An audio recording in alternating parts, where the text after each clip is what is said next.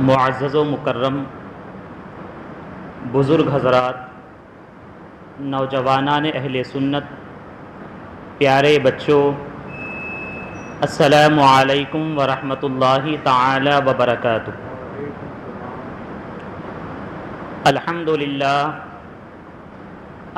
للہ رب العالمین والعاقبۃ للمتقین والصلاة والسلام على سید الانبیاء والمرسلین وعلى آلہ الطیبین الطاہرین واصحابہ الکرام اجمعین، اما بعد فاعوذ باللہ من الشیطان الرجیم، بسم اللہ الرحمن الرحیم۔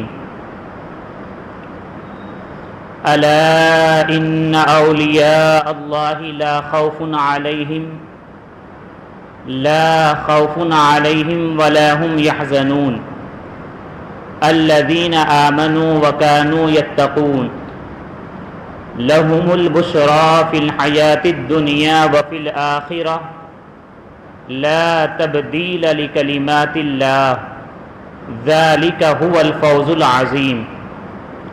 آمنت باللہ صدق اللہ العظیم۔ وقال النبی صلی اللہ تعالی علیہ وسلم ان اللہ یبعث لہذہ الامہ علی رأس کل 100 سنہ من یجدد لہا دینہا، صدق الرسول صلی اللہ تعالی علیہ وسلم۔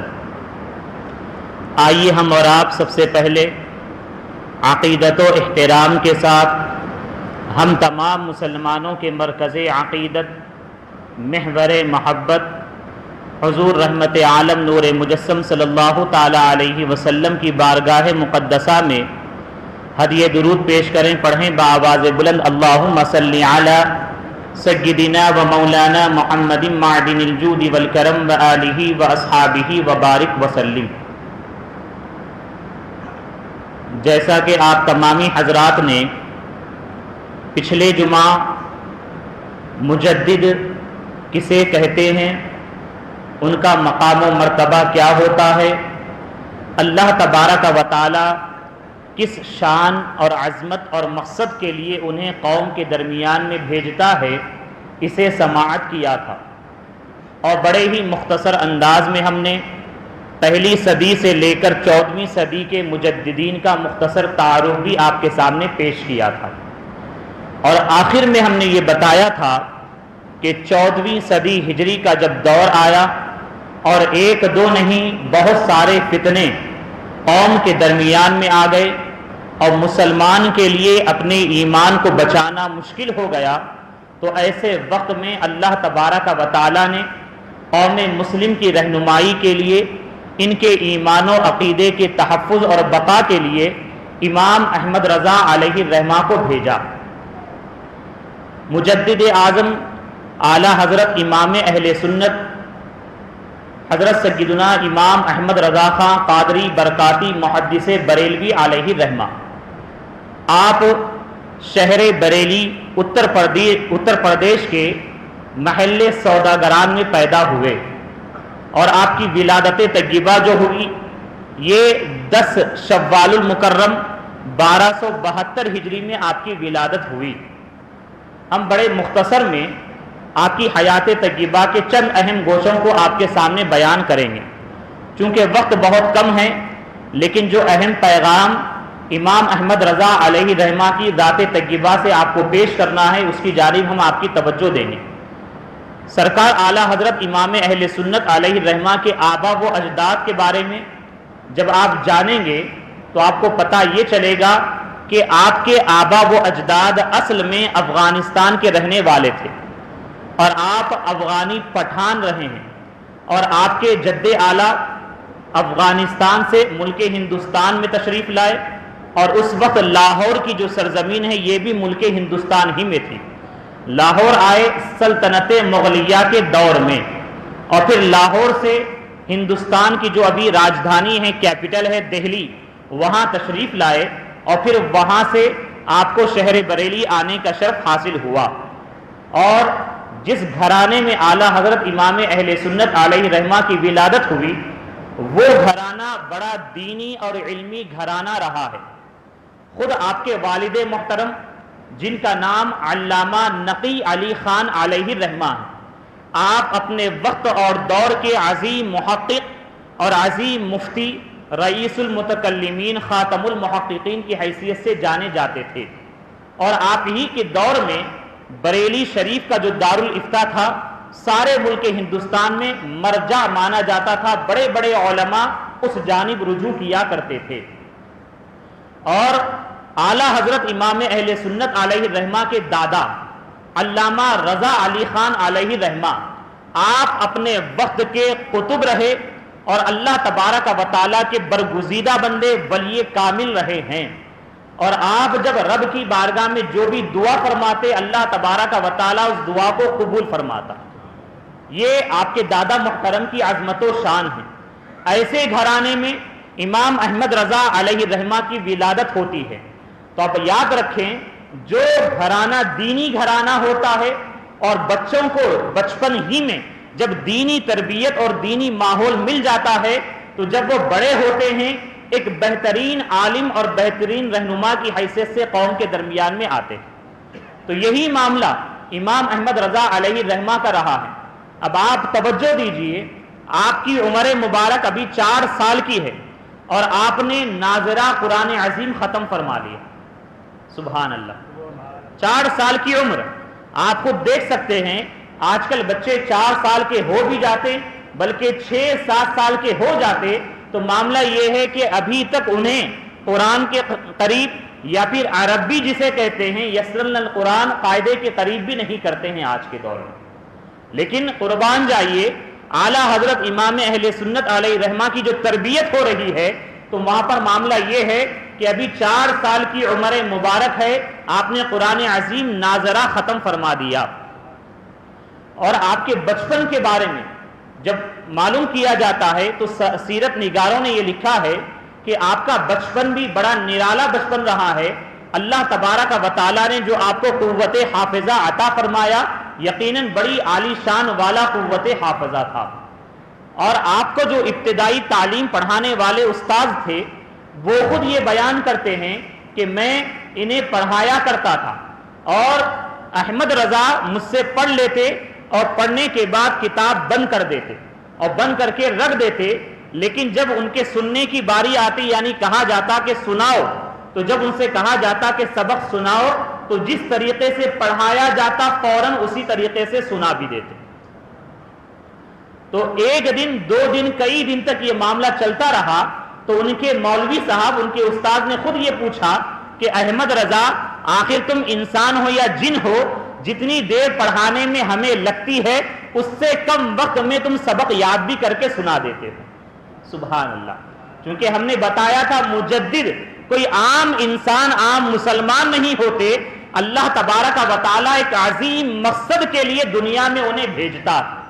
اور حافظہ کا معاملہ یہ رہا کہ جب آپ کی عمر مبارک آگے بڑھ گئی اور ایک وقت اور ایک زمانہ گزر گیا تو لوگ آپ کے القابات کے ساتھ جہاں پر آپ کو عالم لکھتے، جہاں پر آپ کو مفتی لکھتے، وہیں پر بعض لوگوں نے آپ کو حافظ قرآن بھی لکھ دیا، حالانکہ بھی آپ نے قرآن حفظ نہیں کیا تھا۔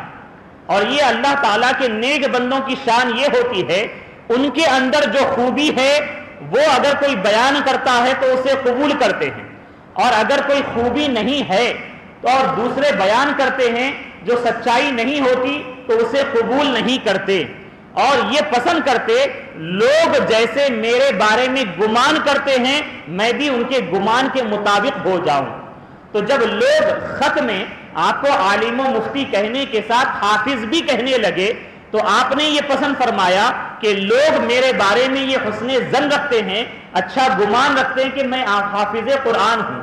تو آپ رمضان مبارک آیا تو رمضان مبارک جیسے ہی آیا آپ نے ارادہ فرما لیا اب میں قرآن عظیم کا حفظ کروں گا۔ سبحان اللہ! آپ کا ارادہ ہوا تو آپ دن میں قرآن عظیم کا 1 پارہ یاد کر لیتے اور رات میں نماز عشاء کے بعد تراویح میں کھڑے ہو کر 1 پارہ سنا بھی دیتے، اور اس طریقے سے رمضان کے مہینے بھر میں ایک مہینے میں آپ قرآن عظیم کے حافظ بن گئے سبحان اللہ. یہ آپ کا اللہ تبارک و تعالیٰ کی جانب سے عطا کردہ حافظہ ہے یہ, اور یہ شان آپ کی رہی. اور آپ یہ بھی سن لے کہ اعلیٰ حضرت امام اہل سنت علیہ رحمہ جو ایک پارہ حفظ کرتے ہیں تو اس کے لیے جو وقت نکالتے تھے ایسا نہیں کہ فجر کے بعد سے لے کر عشاء تک پڑھ ہی رہے ہیں, بلکہ آپ کی اپنی جو ذمہ داریاں ہوتی تھی اسے ادا کرتے ہوئے مغرب اور عشاء کے درمیان میں بس آپ قرآن عظیم کی تلاوت فرماتے, اور اس کے بعد نماز عشاء کے بعد تراویح میں کھڑے ہو جاتے اور زبانی ایک پارہ جو آپ نے مغرب بعد پڑھا ہے اسے سنا دیا کرتے. یہ اعلیٰ حضرت امام اہل سنت علیہ رحمہ کی عظمت و شان. اور 6 سال کی آپ کی عمر مبارک ہوئی تو آپ نے 6 سال ہی کی عمر میں جب ایک عرب سے عربی بولنے والے شخص شہر بریلی آئے تو ان سے کافی دیر تک عربی میں آپ نے گفتگو فرمائی. عربی زبان میں کلام کرنا کوئی معمولی بات نہیں ہوتی ہے, لیکن آپ عرب کے رہنے والوں سے 6 سال کی عمر میں عربی میں آپ نے کلام فرمایا. اور اسی عمر میں 6 سال کی عمر میں میلاد النبی صلی اللہ تعالی علیہ وسلم کے جلسے کے موقع پر ایک بہترین اور شاندار آپ نے سب سے پہلے خطاب فرمایا, تقریر کی 6 سال کی عمر میں. اور 8 سال کی عمر مبارک ہوئی تو علم نحو جو عربی گرامر کی ایک خاص کتاب مانی جاتی ہے عربی میں, تو آپ نے اس پر عربی میں حاشیہ لکھا ہے. اور اس کے بعد جب آپ کی 10 سال کی عمر مبارک ہوئی تو اصول فقہ جو ایک بہترین اور عظیم فن مانا جاتا ہے, مشکل فن مانا جاتا ہے, اس میں جو مسلم الثبوت ایک کتاب ہے اس پر آپ نے 10 سال کی عمر مبارک میں عربی میں حاشیہ تحریر فرمایا. اور اس طریقے سے آپ آگے بڑھتے ہوئے 13 سال 10 مہینے تقریباً 5 دن کی عمر مبارک رہی. تو اس وقت میں جتنے مروجہ علوم و فنون رہے ان تمام سے آپ نے فراغت حاصل کر لی. اور ابھی آپ کی عمر 14 سال کی نہیں ہوئی کہ آپ دارالافتاء جو شہر بریلی کا مشہور و معروف دارالافتاء تھا اس کے آپ مفتی کی حیثیت سے ذمہ داریاں سنبھال لیا. تو 14 سال کی عمر میں دین اسلام کی خدمت اور ترویج و ارشاد اور کار افتاء کی ذمہ داری آپ نے قبول کر لی. اور وہاں سے لے کر اپنے وصال تک آپ کی ولادت جو ہوئی 1272 ہجری میں ہوئی, اور آپ کا وصال جو ہوا, انتقال جو ہوا, یہ 1340 ہجری میں ہوا. کل آپ کی عمر جو ہے 68 سال کی ہے. اور 14 سال اگر آپ اس میں سے نکال دیں تقریباً 54 سال 54 ایئرس آپ جو ہے اپنے صبح و شام لمحہ لمحہ اللہ تعالیٰ کی دین کی خدمت میں اور پیارے مصطفیٰ علیہ الصلاۃ والسلام کے عشق کو عام کرنے میں آپ نے لگا دیا. لمحہ لمحہ دین اسلام کی ترویج و اشاعت میں آپ مصروف عمل رہتے آپ. اور آپ کا معاملہ یہ ہے کہ 14 سال کی عمر میں تمام تر علوم و فنون آپ نے حاصل کر لیے.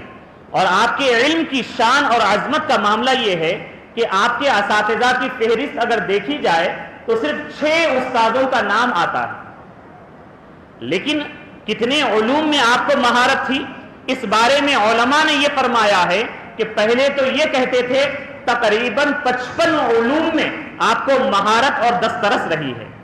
اور اب محققین تحقیق کر رہے ہیں اور تحقیق کرتے کرتے ہوئے اس نتیجے پر پہنچے کہ آپ کی عظمت و شان کا معاملہ یہ ہے کہ تقریباً 100 زائد علوم و فنون میں آپ کو مہارت تامہ رہی. سبحان اللہ. ظاہر سی بات ہے یہ کوئی عام نہیں ہوتے ہیں, بلکہ اللہ تبارک و تعالی بحیثیت مجدد قوم کے درمیان میں انہیں بھیجتا ہے. تو مقصد یہی ہوتا اس دور اور زمانے میں جتنے فتنے ہیں ان کا جواب اور مقابلہ کرنے کی صلاحیت کے ساتھ اللہ تبارک و تعالی انہیں بھیجتا. اور اس کے بعد اعلیٰ حضرت امام اہل سنت علیہ رحمہ دین اسلام کی ترویج و اشاعت میں لگے. اور آپ کے علم کا معاملہ ایسا ہے کہ اپنوں نے بھی آپ کے علم کو تسلیم کیا اور غیروں نے بھی آپ کی علمی صلاحیت کے لوہے کو مانا. اور 22 سال کی عمر مبارک آپ کی رہی تو اس موقع پر آپ خانقاہ برکاتیہ جو مارہرہ مطہرہ ہے, اتر پردیش ہی کا ایک ضلع علاقہ ہے جو بریلی شریف کے قریب میں مانا جاتا ہے, تو وہاں پر اس وقت ایک عظیم پیر و مرشد جلوہ فرما تھے. تو ان کی بارگاہ میں حاضر ہو کر سلسلے میں داخل ہونے کے مقصد سے بریلی شریف سے آپ مارہرہ مطہرہ تشریف لے گئے. اور ایک بات ہم آپ کو کہتے چلیں، ہمارے تمام تر بزرگان دین کا یہ طریقہ رہا ہے. آپ غوث اعظم رضی اللہ تعالی عنہ کی سیرت کو دیکھ لیں اور خواجہ غریب نواز علیہ رحمہ کے زندگی مبارک کا مطالعہ کر لیں، قطب الدین بختیار کاکی علیہ رحمہ کی ذات طیبہ کا مطالعہ کریں، اور اسی طریقے سے پیر نصیر الدین چراغ دہلوی علیہ رحمہ کو دیکھیں یا خواجہ بندہ نواز گیسو دراز علیہ رحمہ کو دیکھیں. یہ اللہ تعالیٰ کے جو نیک بندے ہیں ان تمام کا طریقہ یہ رہا ہے، پہلے وہ علم دین حاصل کرتے اور علم دین حاصل کرنے کے بعد، علم شریعت حاصل کرنے کے بعد علم طریقت، علم معرفت و حقیقت کے حصول کے لیے ایک پیر کامل کی بارگاہ میں حاضر ہوتے. اور یہی پیر کامل ان کو جو ہے اللہ تبارک و تعالیٰ کا قرب عطا کرتے. یہ تمام تر اللہ والوں کی شان رہی ہے. تو اعلیٰ حضرت امام اہل سنت مجدد اعظم امام احمد رضا خان علیہ رحمہ 22 سال کی عمر میں مارہرہ مطہرہ تشریف لے گئے، اور اس وقت خاتم الاکابر حضرت سیدنا آل رسول مارہروی علیہ رحمہ وہاں پر موجود تھے. آپ اپنے وقت کے ولی کامل ہے اور عظیم پیر طریقت رہے ہیں.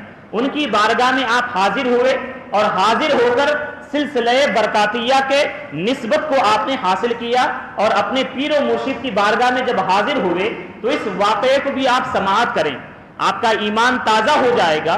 جب آپ وہاں پر گئے تو جانے کے بعد آپ کے پیر و مرشد آل رسول علیہ رحمہ اپنے سلسلے میں انہیں داخل کر لیے، اور داخل کرنے کے بعد اسی وقت آپ کو خلافت و اجازت بھی عطا فرما دی. سبحان اللہ، سبحان اللہ. اب آل رسول مارہروی علیہ رحمہ کے پوتے حضرت سیدنا ابو الحسین نوری میاں علیہ رحمہ وہاں پر بیٹھے ہوئے تھے، موجود تھے. انہوں نے یہ کہا کہ حضور آپ کا طریقہ تو یہ ہے کہ آپ کی بارگاہ میں جو بھی آتا ہے اور سلسلے میں داخل ہوتا ہے تو آپ اس کے دل کی صفائی کا سامان کرتے ہیں، تزکیے قلب کے اعمال بتاتے ہیں، اوراد و وظائف بتاتے ہیں، ریاضات و مجاہدات سے گزارتے ہیں، چلہ کشی کرواتے ہیں، اور اس کے بعد اسے اپنی خلافت و اجازت عطا کرتے ہیں.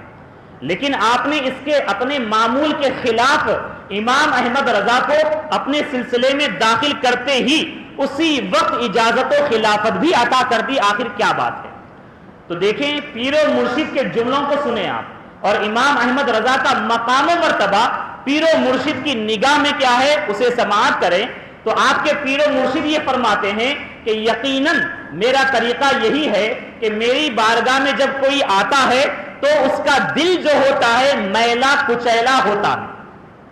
ضرورت یہ ہوتی ہے اس کے دل کی صفائی کی جائے، اس کے دل کی پاکیزگی کی جائے، اور اسے اوراد و وظائف بتا کر، ریاضات و مجاہدات سے گزار کر اس کے دل کو مصفا اور مجلہ کیا جاتا، اس کے بعد اجازت و خلافت عطا کی جاتی. لیکن امام احمد رضا جب میری بارگاہ میں آئے تو ان کا دل پہلے ہی سے صاف تھا، پہلے ہی سے ان کا قلب مصفا اور مجلہ تھا. بس نسبت کی ضرورت تھی، اتصال نسبت کی ضرورت تھی، وہ میں نے سلسلے میں داخل کر کے عطا کر دی. اسی وجہ سے میں نے فوراً انہیں اجازت و خلافت بھی عطا فرما دی. اور اس کے بعد آل رسول مارہروی علیہ رحمہ، آپ نے بارہا سنا ہوگا کہ ہر ایک مرید یہ کہتا ہے کہ یہ میرا پیر ہے اور یہ میرا نور نظر ہے. لیکن جب پیر اپنے مرید پر فخر کرے اور ایسے اعزازیہ جملے کہے تو اس مرید کی شان ہی کچھ اور ہوتی ہے. تو اعلیٰ حضرت علیہ رحمہ کے پیر و مرشد آل رسول مارہروی علیہ رحمہ یہ فرماتے ہیں کہ مجھے اس بات کا خوف، اس بات کی فکر تھی کہ جب میں روز حشر اللہ تعالیٰ کی بارگاہ میں حاضر ہوں گا، اللہ تبارک و تعالیٰ جب پوچھے گا کہ اے آل رسول تو کیا لایا ہے، تو مجھے فکر تھی کہ میں بارگاہ الہی میں کیا پیش کروں. لیکن جب امام احمد رضا میرے سلسلے میں داخل ہو گئے، اب یہ فکر بھی دور ہو گئی. جب رب تعالیٰ روز حشر پوچھے گا اے آل رسول کیا لایا ہے، تو میں امام احمد رضا کو پیش کر دوں. سبحان اللہ. یہ شان ہے مرید کی، اور یہ ہے یقیناً پیر و مرشد جو اپنی نگاہ فیض سے باطنی نور کے ذریعے سے دیکھ رہے ہیں۔ امام احمد رضا کوئی عام عالم نہیں ہے، بلکہ آگے چل کے دنیا جو ہے انہیں اپنے وقت کا مجدد ہونا تسلیم کرے۔ 22 سال کی عمر میں یہ معاملہ ہوا۔ 23 سال کی عمر مبارک میں آپ نے پہلا حج کیا۔ پہلا حج 23 سال کی عمر میں کیا۔ جب آپ پہلے حج میں تشریف لے گئے تو آپ طواف وغیرہ ادا کیے۔ ادا کرنے کے بعد مقام ابراہیم کے پاس کھڑے تھے، اور جب وہاں پر کھڑے تھے تو ایک اللہ تعالیٰ کے نیک بندے حضرت سیدنا شیخ ابن صالح حسین ابن صالح جمل اللیل جن کا نام ہے، وہ اپنے وقت کے مکہ مکرمہ کے عظیم محدث رہے اور عظیم صوفی بزرگ رہے۔ انہوں نے اعلیٰ حضرت امام احمد رضا علیہ رحمہ کو دور سے دیکھا اور دیکھ کر قریب آئے، اور قریب آ کر ہاتھ پکڑے۔ پہلے سے کوئی ملاقات نہیں ہے، پہلے سے کوئی جان پہچان نہیں ہے، لیکن یاد رکھیں ولی را ولی می شناسد، کہ ولی جو ہے ولی کو پہچانتا ہے۔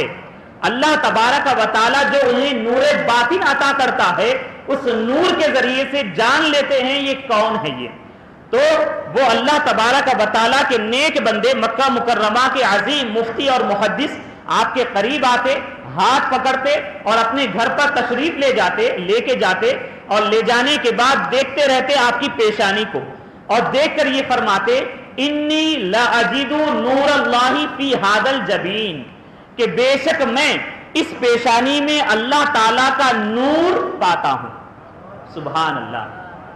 اور اس کے بعد اپنے پاس جتنی اجازتیں ہوتی وہ تمام عطا کرتے، سلسلہ قادریہ کی بھی اجازت عطا فرماتے، اور ان کے علاوہ حضرت سیدنا زینی دہلان علیہ رحمہ یہ بھی مفتی شافعیہ ہوتے، وہ بھی اپنی اجازتیں عطا فرماتے۔ ان کے علاوہ مفتی سراج الرحمان جو مفتی حنفیہ ہوتے مکہ مکرمہ کے، وہ بھی اپنی اجازتیں عطا فرماتے۔ تو پہلے حج میں جب آپ تشریف لے جاتے، وہاں کے بڑے بڑے علماء آپ کو اپنی اجازتیں عطا فرماتے، خاص نسبتیں عطا کرتے۔ اور جب دوسرے حج میں آپ تشریف لے جاتے، اس موقع پر معاملہ یہ ہوتا کہ پہلے تو آپ کا جانے کا ارادہ نہیں ہوتا حج کے لیے، لیکن دلی کیفیت کچھ ایسی بے چینی کا اظہار کرتی کہ آپ مجبور ہو جاتے کہ بس اب بارگاہ مصطفیٰ میں حاضر ہونا، چونکہ آپ جہاں پر عظیم مفسر رہے، عظیم مفتی رہے، عظیم محدث رہے، اور تمام تر کئی علوم میں آپ کو مہارت رہی، ان تمام میں آپ کا امتیازی وصف جو رہا وہ فنافر رسول ہونا ہے، عاشق مصطفیٰ ہونا ہے، عشق رسول تمام تر معاملات پر غالب تھا آپ کا۔ تو آپ کی دلی کیفیت بدل جاتی اور آپ کی تمنا ہوتی کہ بارگاہ مصطفیٰ میں حاضر ہو۔ تو آپ دوسری مرتبہ جب حج کے لیے تشریف لے جاتے، مکہ مکرمہ میں موجود ہوتے، تو وہاں پر حج وغیرہ سے فراغت پانے کے بعد وہاں کے جو شریف مکہ ہوتے، ایک عظیم عالم دین ہوتے، ان کے پاس جو دیابنا کے دیوبند کے جو علماء ہوتے وہ بھی وہاں پہنچے ہوئے ہوتے، اور وہ اس بات کا اظہار کرتے شریف مکہ کے پاس کہ سرکار علیہ الصلوۃ والسلام کو علم غیب نہیں ہے معاذ اللہ، اور اس پر کئی سوالات لکھ کر شریف مکہ کے پاس پیش کرتے۔ تو اس موقع پر چند ایک علماء یہ کہتے کہ اس کے جوابات کے لیے جو ملک ہند سے، ہندوستان سے جو عالم آئے ہیں احمد رضا، ان کو کہا جائے کہ وہ اس کے جوابات لکھیں۔ سبحان اللہ۔ یقیناً آپ کا جانا بھی جو تھا ایک عظیم مقصد کے لیے تھا، اور سرکار علیہ الصلوۃ والسلام یہ چاہ رہے تھے کہ میرا عاشق یہاں پر آئے اور دنیا والے جان جائے امام احمد رضا ہے کون۔ اور جب وہاں پر پہنچے تو شریف مکہ علماء عرب وہاں پر موجود ہے، انہوں نے امام احمد رضا کی بارگاہ میں یہ سوالات پیش کیے، اور پیش کر کے کہا کہ دیکھو کچھ ہندوستان سے آئے ہیں، وہی لوگ علم غیب کا انکار کرتے ہیں، یہ سوالات ہے، اس کے جوابات تمہیں لکھنا ہے۔ تو اعلیٰ حضرت امام اہل سنت علیہ رحمہ اسے لے لیے، اور لینے کے بعد جیسے ہی لیے آپ کی طبیعت کچھ ناساز ہو گئی، طبیعت بگڑ گئی، لیکن اس کے باوجود آپ کا معاملہ یہ تھا کہ آپ نے عربی میں چند گھنٹوں میں، علماء نے فرمایا تقریباً صرف 8 گھنٹوں میں علم غیب پر ایسا عظیم رسالہ، ایسی عظیم کتاب لکھی جس کا نام الدولۃ المکیہ بالمادۃ الغیبیہ رکھا. اور یہ ایسی کتاب لکھی گئی کہ جب شریف مکہ علماء مکہ کے سامنے پیش کی گئی تو اس موقع پر شریف مکہ نے کتاب کو پڑھا. تمام علماء موجود تھے, پڑھتے جاتے اور خوشی کا اظہار کرتے جاتے, اور پڑھنے کے بعد آخر میں آپ نے یہ فرمایا اللہ یعطی وہؤلاء یمنعون, کہ اللہ تبارک و تعالیٰ تو اپنے حبیب کو علم غیب عطا کرتا ہے اور یہ وہابیہ منع کرتے ہیں. سبحان اللہ. اس طریقے سے آپ وہاں پر رہ کر علم غیب پر ایک بہترین کتاب آپ نے لکھی, اور اس کتاب پر بڑے بڑے علماء مکہ نے تقریزیں لکھی, تعریفات لکھی, تصدیقات کی, اور اس بات کا اظہار کیا کہ یقیناً احمد رضا کوئی عام عالم دین نہیں ہے, بلکہ آپ اپنے وقت کے مجدد ہیں اور امام الائمہ ہے, اور یقیناً آپ کا معاملہ یہ ہے کہ آپ آیت من آیات رب العالمین ہیں. آپ یعنی اللہ تعالیٰ کی نشانیوں میں سے ایک عظیم نشانی ہے معجزۃ من معجزات رسول رحمت للعالمین. اللہ کے رسول علیہ الصلوۃ والسلام کے معجزات بہت سارے ہیں, ان میں سے ایک عظیم معجزے کا نام امام احمد رضا. علماء عرب نے اس بات کو تسلیم کیا. مکہ مکرمہ سے آپ مدینہ منورہ تشریف لے گئے. اب آپ ایک عاشق کی کیفیت کیا ہوتی ہے اسے ملاحظہ کریں, ہم اور آپ سمجھ نہیں سکتے. اعلیٰ حضرت امام احمد رضا علیہ رحمہ عشق کی اس اعلیٰ منزل پر فائز تھے جسے فنا الرسول کہا جاتا ہے. یعنی آپ جانتے ہیں ایک انسان ہے اور انسان کے جسم میں دل ہوتا ہے, اور دل ہی کے کنٹرول میں پوری باڈی ہوتی ہے, پورا جسم ہوتا ہے. دل جیسا چاہتا ہے ذہن وہ سوچتا ہے, دل جو چاہتا ہے زبان وہ بولتی ہے, تو دل کے کنٹرول میں سارا جسم ہوتا ہے. لیکن امام احمد رضا کا معاملہ یہ تھا کہ دل ان کے اپنے اختیار میں بھی نہ تھا, بلکہ دل جو ہے پیارے مصطفیٰ کے اتباع میں موجود تھا. پیارے مصطفیٰ جو چاہتے آپ کا دل وہی کیا کرتا تھا. تو امام احمد رضا عشق اور وارفتگی میں مدینہ منورہ پہنچے, اور وہاں پر جب پہنچے تو مدینہ منورہ میں بارگاہ رسول میں حاضری دی. ہم اور آپ الحمدللہ عاشق رسول ہیں, سرکار کے چاہنے والے ہیں, سرکار کے امتی ہیں. ہمارے لیے سب سے بڑی بات, سب سے بڑی معراج یہ ہے کہ ہم گناہگار لوگ ہوتے ہوئے بارگاہ رسول میں مرنے سے پہلے ایک مرتبہ حاضری کا شرف حاصل کر لیں. ہر ایک کی تمنا ہے یقیناً اللہ تبارک و تعالیٰ اس عظیم دولت سے ہم سب کو سرفراز فرمائے. اعلیٰ حضرت امام اہل سنت علیہ رحمہ بارگاہ رسول میں حاضر ہوتے ہیں, جالیے مبارک کے سامنے کھڑے ہوتے بارگاہ رسول میں عرض کرتے ہیں کہ یا رسول اللہ, آپ نے مجھ گناہگار پر کئی مرتبہ کرم فرمایا, اور حالت خواب میں کئی مرتبہ آپ نے اپنا دیدار کرایا, لیکن بندہ یہ چاہتا ہے کہ اب عالم بیداری میں آپ اپنا دیدار کرائیں, عالم بیداری میں جاگتی آنکھوں سے. اور آپ یہ بھی سن لیں, خاتم الحفاظ علامہ جلال الدین سیوطی علیہ رحمہ جو اپنے دور کے عظیم محدث ہے, مجدد ہیں, شافعی مفتی ہیں, انہوں نے خود ایک کتاب لکھی جس میں یہ ثابت فرمایا کہ یقیناً سرکار کو بیداری میں دیکھنا یہ جائز ہے اور اس کا ثبوت ملتا ہے. اور خود خاتم الحفاظ علامہ جلال الدین سیوطی علیہ رحمہ کے بارے میں علامہ عبد الوہاب شارانی علیہ رحمہ جو عظیم مصر کے عالم دین گزرے ہیں, انہوں نے یہ فرمایا ہے کہ علامہ جلال الدین سیوطی علیہ رحمہ نے حالت بیداری میں سرکار علیہ الصلوۃ والسلام کو 75 مرتبہ دیکھا. کتنے مرتبہ؟ 75 مرتبہ دیکھا ہے. تو اعلیٰ حضرت امام اہل سنت بھی بارگاہ رسول میں حاضر ہوئے, اپنی اس خواہش کا اظہار فرمائے, اور درود شریف پڑھتے ہوئے جالیے مبارک کے سامنے کھڑے رہے. لیکن ایک رات گزر گئی, تمنا پوری نہ ہوئی. یہ معاملہ کیا؟ محب اور محبوب کا معاملہ ہے, اور یقیناً جانتے ہیں کہ عاشق کی طرف میں اور اضافہ ہوگا تو یہ سرکار علیہ الصلوۃ والسلام اسے پسند فرمائیں گے.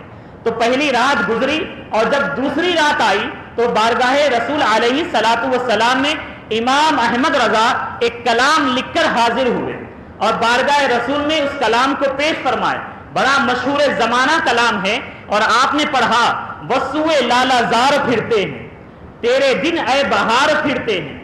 اور اس طریقے سے مکمل کلام بارگاہ رسول میں جب آپ نے پیش کیا، سرکار علیہ الصلوۃ والسلام نے کرم فرمایا اور تمام تر حجابات آپ کی آنکھوں کے سامنے سے ہٹا دیے گئے، اور عالم بیداری میں اعلیٰ حضرت امام احمد رضا نے اپنی ماتھے کی آنکھوں سے نبی کریم علیہ الصلوۃ والسلام کا روح انور دیکھ لیا۔ سبحان اللہ، یہ سرکار علیہ الصلوۃ والسلام کا آپ پر عظیم کرم رہا ہے، اور یقیناً آپ سچے عاشق رسول ہیں، اس کا یہ ثبوت بھی ملتا ہے۔ اور یہی وجہ ہے جب آپ کا وصال ہوا 25 سفر المظفر 2:38 پر، تو اس موقع پر ایک بیت المقدس کے شام کے رہنے والے بزرگ خواب میں سرکار علیہ الصلوۃ والسلام کو دیکھتے ہیں، اور یہ دیکھتے ہیں کہ نبی کریم علیہ الصلوۃ والسلام بیٹھے ہوئے ہیں، صحابہ اکرام موجود ہیں، اور نبی کریم علیہ الصلوۃ والسلام کسی کا انتظار کر رہے ہیں۔ تو وہ شامی بزرگ یہ پوچھتے ہیں کہ یا رسول اللہ کس کا انتظار ہو رہا ہے؟ تو سرکار علیہ الصلوۃ والسلام فرماتے ہیں کہ احمد رضا کا انتظار کر رہا ہوں۔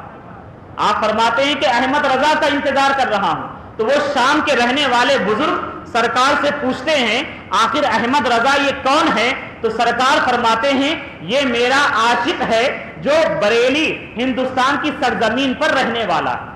اور اس طریقے سے خواب دیکھ کر آپ بیدار ہوتے تو آپ کے دل میں یہ تمنا جاگتی کہ میں بھی اس عاشق رسول سے ملاقات کروں جس کے بارے میں سرکار نے خود فرمایا کہ یہ میرا عاشق ہے۔ سبحان اللہ۔ تو اس طریقے سے آپ سفر کرتے، ملک شام سے ملک ہندوستان پہنچتے، اور بریلی پہنچتے، پہنچنے کے بعد کہتے کہ میں نے خواب دیکھا اور مجھے امام احمد رضا سے ملنا ہے۔ تو انہیں کہا جاتا کہ ان کا انتقال تو 25 سفر المظفر 2:38 پر ہو چکا ہے۔ اور جو شام کے رہنے والے بزرگ جب اپنے اس خواب کو یاد کرتے تو وہی عین وقت ہوتا، 25 سفر کی تاریخ ہوتی جس وقت میں آپ خواب میں سرکار کو دیکھتے ہیں۔ سبحان اللہ۔ یہ ہے امام احمد رضا علیہ رحمہ کے عشق رسول کا معاملہ۔ اور عشق رسول کے سلسلے میں آپ کا معاملہ ایسا تھا کہ آپ اپنی عزت کو، اپنی ناموس کو ناموس مصطفیٰ پر ایک بار نہیں ہزاروں بار قربان کرنے کے لیے تیار رہتے تھے۔ اور آپ جہاں پر عاشق رسول رہے وہیں پر آپ سرکار غوث اعظم رضی اللہ تعالی عنہ کے بھی سچے عاشق رہے ہیں۔ اور عشق غوث اعظم رضی اللہ تعالی عنہ کا معاملہ یہ ہے کہ ہم اور آپ بھی الحمدللہ غوث اعظم رضی اللہ تعالی عنہ کے چاہنے والے ہیں۔ سبحان اللہ، یہ بڑی خوش نصیبی کی بات ہے۔ تو یقیناً لیکن ہماری محبت میں اور امام احمد رضا کی محبت میں دیکھیں کتنا فرق ہے۔ سرکار اعلیٰ حضرت امام اہل سنت علیہ رحمہ کے ادب اور تعظیم کا معاملہ یہ ہے، 6 سال کی عمر میں آپ کو یہ معلوم ہو گیا کہ نارتھ کی جانب غوث اعظم رضی اللہ تعالی عنہ کا روضہ ہے۔ آپ کے روضہ کا معاملہ اس جانب آتا ہے، نارتھ کی جانب آتا ہے۔ 6 سال کی عمر سے لے کر اپنے انتقال تک کبھی بھی آپ غوث اعظم رضی اللہ تعالی عنہ کے روضے کی جانب پاؤں نہیں پھیلائے۔ سبحان اللہ۔ یقیناً یہ اپنے پیر و مرشد اور پیران پیر غوث اعظم دستگیر رضی اللہ تعالی عنہ کی محبت اور تعظیم کا معاملہ ہے۔ اب اگر آپ فتویٰ پوچھیں شریعت کیا حکم دیتی ہے تو یقیناً فتویٰ تو اس بات کا اجازت دیتا کہ آپ نارتھ کی جانب پاؤں پھیلا سکتے ہیں، لیکن ادب کا تقاضا، عشق اور محبت کا تقاضا یہ ہے کہ اگر آپ اس سے احتیاط کریں تو بہت اچھی بات ہے۔ تو یہ امام احمد رضا علیہ رحمہ کی ذات ہے، اور ہمیں اور آپ کو چاہیے کہ ہم اللہ تبارک و تعالیٰ کی ذات پر کامل اعتماد اور یقین رکھیں۔ اعلیٰ حضرت امام اہل سنت علیہ رحمہ علم کی اتنی اعلیٰ منزل پر فائز ہونے کے باوجود بھی آپ سب سے زیادہ اللہ تعالیٰ کی ذات پر توکل اور یقین رکھتے تھے، اور اسی بات کا درس آپ نے ہم تمام کو عطا فرمایا۔ آج ہم اور آپ مسلمان ہیں، لیکن معاملہ یہ ہے کہ حالات اگر ہمارے مخالف ہو جاتے ہیں، اسباب نظر نہیں آتے ہیں، تو رونا دھونا شروع کر دیتے اور اللہ تعالیٰ کی ذات پر جو کامل یقین رکھنا چاہیے اسے بھلا بیٹھتے۔ یہ کامل مومن کی شان نہیں ہے۔ آئیے اعلیٰ حضرت کی بارگاہ میں امام اہل سنت علیہ رحمہ 1 2 نہیں بہت سارے علوم و فنون پر آپ کو مہارت رہی، انہی میں علم نجوم کا معاملہ بھی ہے، اس میں بھی آپ کو مہارت تھی. تو آپ ہی کی بارگاہ میں ایک بریلی ہی کے رہنے والے ایک شخص تشریف لاتے ہیں جنہیں علم نجوم میں بڑی مہارت ہوتی ہے. علم نجوم کا مطلب یہ ہے ستاروں کی چال کو دیکھ کر یہ بتا سکتے کہ بارش اب ہو سکتی ہے یا بارش نہیں ہو سکتی یا کتنے دن کے بعد ہوگی. یعنی ستاروں کا جو علم ہوتا ہے اس کے سلسلے میں مہارت رکھنا. تو ایک صاحب جن کا نام غلام حسین ہوتا وہ آپ کی بارگاہ میں حاضر ہوتے، اور جب وہ آتے تو اعلیٰ حضرت امام اہل سنت علیہ رحمہ ان سے پوچھتے کہ یہ بتائیے بارش کا معاملہ کیا ہے، بارش کب ہونے والی ہے. تو وہ اپنے ایک خاص زائچے کو نکالتے، ایک خاص بورڈ کو نکال کر ستاروں کی چال کو نوٹ کرتے، اور نوٹ کرنے کے بعد یہ کہتے کہ حضور معاملہ یہ ہے ستاروں کی چال یہ بتا رہی ہے 1 مہینے سے پہلے بارش نہیں ہوگی. کیا کہتے ہیں؟ 1 مہینے سے پہلے بارش نہیں ہوگی.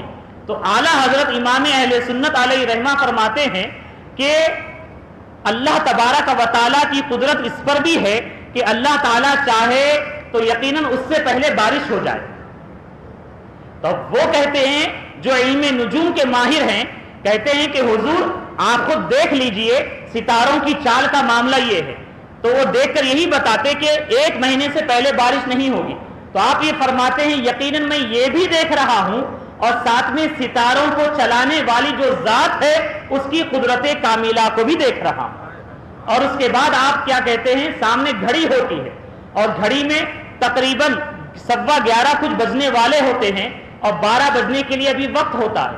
تو آپ ان سے یہ پوچھتے کہ میں آپ کو یہ بات سمجھاتا ہوں، یہ بتائیے ابھی وقت کیا ہو رہا ہے. تو وہ دیکھتے ہیں، دیکھ کر یہ کہتے ہیں کہ 12 بجنے کے لیے 45 منٹ باقی ہے. تو آپ ان سے یہ پوچھتے ہیں کہ اچھا 45 منٹ کے بعد 12 بجیں گے، اس سے پہلے؟ تو وہ کہتے ہیں بج ہی نہیں سکتے. ظاہر سی بات ہے آپ بھی یہی کہیں گے کہ 45 منٹ سے پہلے 12 نہیں بجیں گے. تو اعلیٰ حضرت امام اہل سنت علیہ رحمہ بڑے پیارے انداز میں، آسان انداز میں اٹھ جاتے ہیں، کھڑے ہو کر گھڑی کے پاس جاتے اور جا کر کانٹا، بڑا والا جو کانٹا ہوتا ہے گھماتے، جو 3 پر ہوتا ہے اسے گھما کر لے جا کے 12 پر رکھ دیتے. سبحان اللہ. اور گھڑی جو ہے ٹن ٹن بجنے لگتی ہے، 12 گھنٹے بج جاتے ہیں. اب وہ یہ کہتے ہیں کہ اگر آپ اٹھ کر سوئی گھماتے نہیں تو ظاہر سی بات ہے نہیں بجتے 12.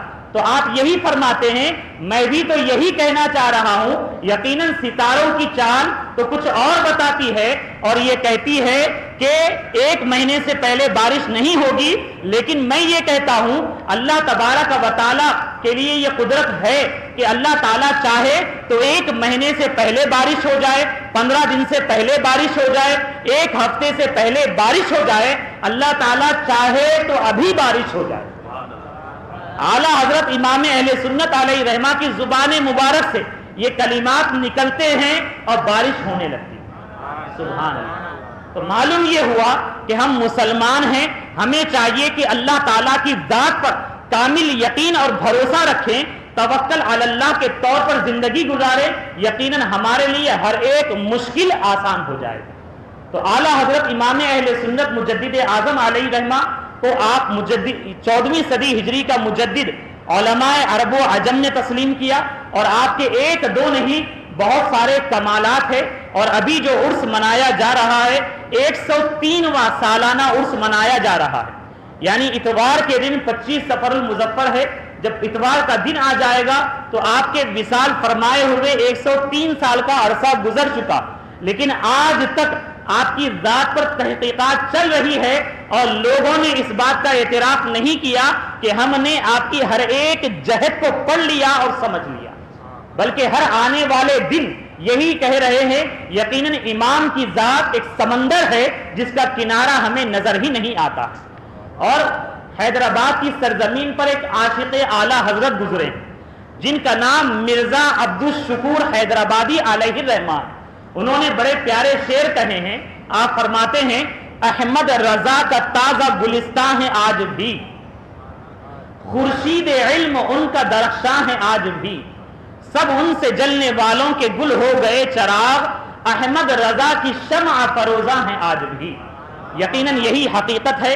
تو آخر میں ہم یہی پیغام دیں گے، اتوار کے دن 25 سفر المظفر ہے، 2:38 پر آپ فاتحہ کا ایصال ثواب کا اہتمام کریں۔ جو صاحب عرس ہوتے ہیں، جو وقت وصال ہوتا ہے، اس وقت میں اللہ تعالیٰ کی خاص رحمتیں صاحب عرس پر نازل ہوتی رہتی ہیں۔ ہم اور آپ اگر اس موقع پر دعا کریں گے اور انہیں یاد کریں گے تو اس باران رحمت کے کچھ چھینٹے ہمیں بھی مل جائیں۔ تو آپ کو یہی پیغام دیں گے، 25 سفر المظفر کو امام احمد رضا علیہ رحمہ کی بارگاہ میں خراج عقیدت و محبت پیش کرنا ہے، اور 28 سفر المظفر کو مجدد الف ثانی شیخ احمد سرہندی فاروقی علیہ رحمہ کے نام سے بھی اپنے گھر میں فاتحہ کا اہتمام کرنا ہے، خراج عقیدت و محبت پیش کرنا ہے۔ بس آخری بات کہہ کر ہم اپنی تقریر کو ختم کرتے ہیں۔ آئندہ جمعہ جو آنے والا ہے انشاءاللہ وہ ماہ ربیع النور کا جمعہ ہوگا، بولیے سبحان اللہ۔ اگر 29 کا چاند ہوا تو جمعہ کو 1 ربیع النور ہے، اور اگر 30 کا ہوا تو یہ سفر المظفر کی آخری تاریخ ہوگی۔ تو انشاءاللہ عز و جل آئندہ جمعہ ہم میلاد النبی صلی اللہ تعالی علیہ وسلم کے سلسلے میں گفتگو کریں گے، قرآن کریم اور احادیث طیبہ کی روشنی میں یہ بتائیں گے عید میلاد النبی صلی اللہ علیہ وسلم منانا شرک نہیں ہے، بدعت نہیں ہے، بلکہ الحمدللہ ہم اور آپ جو عید میلاد النبی مناتے ہیں یہ اللہ تبارک و تعالی اور احادیث طیبہ اور اس کے علاوہ صحابہ اکرام کے طریقے سے ثابت ہوتا ہے انشاءاللہ عز و جل۔ اللہ تعالیٰ کی بارگاہ میں دعا ہے اللہ تبارک و تعالی ہم تمام کو سرکار اعلیٰ حضرت امام اہل سنت علیہ رحمہ کے خصوصی فیضان سے مالا مال فرمائے، اور ہم تمام کو عشق رسول میں، محبت رسول میں جینے اور مرنے کی توفیق عطا فرمائے، اور ہم تمام کا خاتمہ اللہ تبارک و تعالی ایمان پر فرمائے۔ وما علینا الا البلاغ۔ السلام علیکم ورحمۃ اللہ تعالی وبرکاتہ۔ جو حضرات سنت ادا نہ کی وہ سنت ادا کریں۔